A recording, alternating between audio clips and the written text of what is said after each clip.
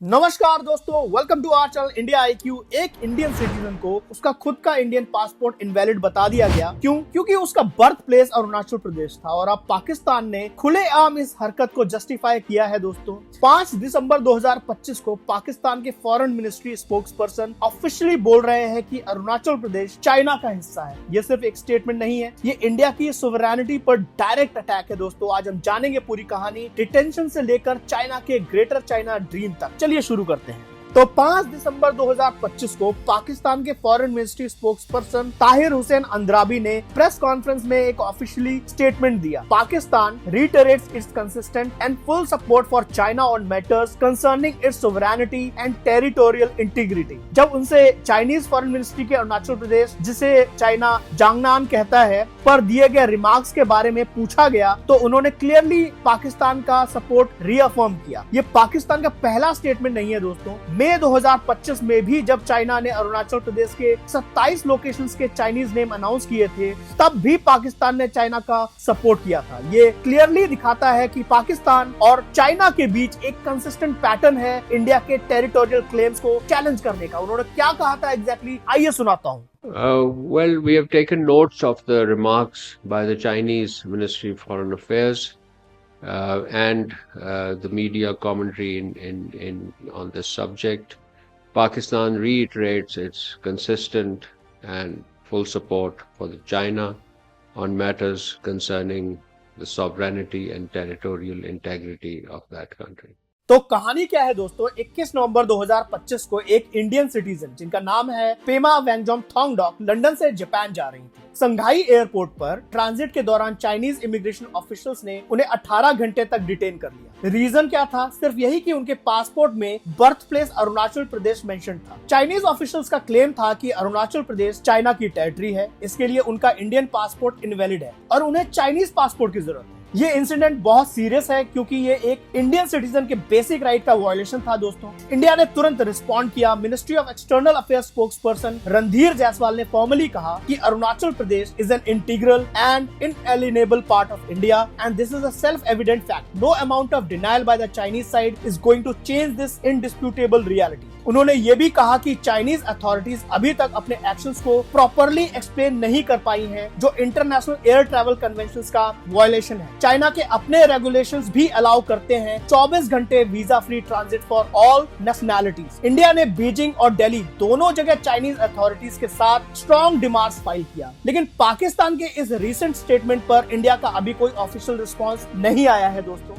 regarding the arbitrary detention of an Indian citizen from Arunachal Pradesh who was holding a valid passport and was transiting through Shanghai International Airport on an onward travel to Japan. We want to say that Arunachal Pradesh is an integral and inalienable part of India, and this is a fact which is self-evident. No amount of denial by the Chinese side is going to change this indisputable reality. At the same time, I said that we did take up this matter. We did do a strong démarche with the Chinese side, both in Beijing and in Delhi, when the incident took place. अब आते हैं दोस्तों सबसे important point पर, China actually चाहता क्या है। दोस्तों चाइना का एक बहुत एम्बिशियस विजन है जिसे ग्रेटर चाइना कहा जाता है और ये सिर्फ अरुणाचल प्रदेश तक लिमिटेड नहीं है। देखिए चाइना की टेरिटोरियल क्लेम्स कहां तक हैं। इसमें पहला है इंडिया। इसमें अरुणाचल प्रदेश को चाइना साउथ तिब्बत कहता है, वहीं अक्साई चीन ऑलरेडी हड़प के बैठा हुआ है। दूसरा है दोस्तों इसमें साउथ चाइना सी, चाइना का फेमस 9 डैश लाइन जो 10 डैश लाइन बन चुका है। ये लाइन कवर करती है अप्रोक्सीमेटली 90% ऑफ साउथ चाइना सी। इसमें इंक्लूड होते हैं फिलीपींस के एक्सक्लूसिव इकोनॉमिक जोन, वियतनाम के टेरिटोरियल वाटर्स, मलेशिया, ब्रूनी और इंडोनेशिया के एरियाज। बहुत इंपॉर्टेंट फैक्ट है दोस्तों कि 2016 में यूएन बैक्ड इंटरनेशनल ट्रिब्यूनल ने चाइना के साउथ चाइना सी क्लेम्स को कंप्लीटली इलीगल डिक्लेयर किया था, पर चाइना ने इस रूलिंग को ही रिजेक्ट कर दिया और आर्टिफिशियल आइलैंड्स बनाना कंटिन्यू किया। तीसरा है दोस्तों ताइवान। चाइना पूरी ताइवान आइलैंड को अपना ब्रेक अवे प्रोविंस डिक्लेयर करता है और रेगुलरली मिलिट्री थ्रेट्स देता रहता है। चौथा इसमें जापान है। सेंकाकू आइलैंड्स पर डिस्प्यूट है दोस्तों, जिसे चाइना डियायू आइलैंड्स कहता है। वही पांचवा है भूटान, नॉर्दर्न बॉर्डर एरियाज पर कंसिस्टेंट इंक्रोचमेंट। छठा है दोस्तों इसमें रशिया, कुछ बॉर्डर इश्यूज रशिया में भी है दोस्तों, जैसे कि बोल्शोय यूसीरेस्की आइलैंड को लेकर। अगस्त 2023 में चाइना ने एक कंट्रोवर्शियल मैप रिलीज की थी, जिसमें उसने सब डिस्प्यूटेड टेरिटरीज को अपनी सोवरेनिटी के अंडर दिखाया। इसमें India, Philippines, Vietnam, Malaysia, Taiwan almost सबने प्रोटेस्ट किया। क्लियरली दिखता है दोस्तों कि चाइना का एजेंडा अपनी इन्फ्लुएंस को और कंट्रोल को पूरी ईस्ट और साउथ ईस्ट एशिया में एक्सपेंड करना है।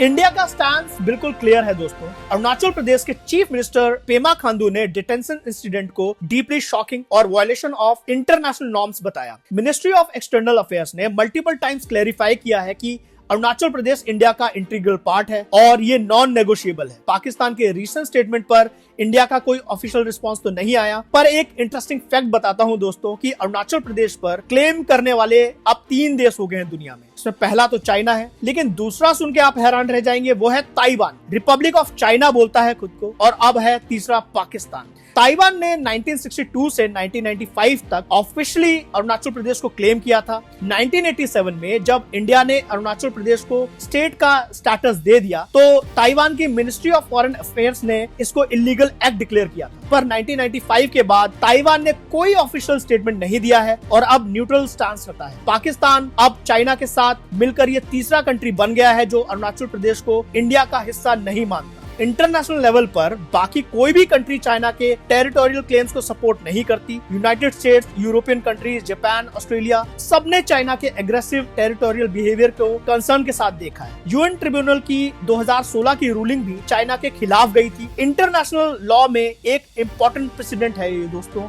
तो दोस्तों, अरुणाचल प्रदेश इंडिया का इंटीग्रल पार्ट है, ये तो एस्टेब्लिश्ड फैक्ट है, लेकिन Pakistan China partnership consistently India के टेरिटोरियल इंटरेस्ट को चैलेंज कर रही है। इंडिया को अपनी सॉवरेनिटी प्रोटेक्ट करने के लिए डिप्लोमेटिकली और स्ट्रैटेजिकली स्ट्रांग रहना होगा।